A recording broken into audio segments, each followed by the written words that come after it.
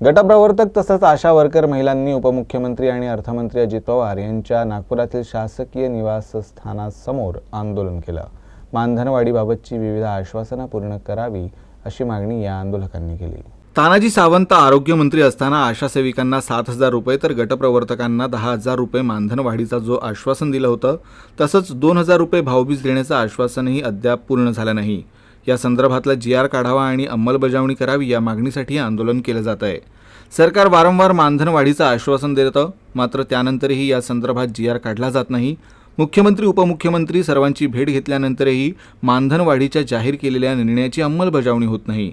म्हणून आज नाईलाजास्तव अर्थविभाग सांभाळणाऱ्या अजित पवार यांच्या नागपुरातील शासकीय निवासस्थानासमोर गटप्रवर्तक आणि आशा सेविकांनी आंदोलन केलं।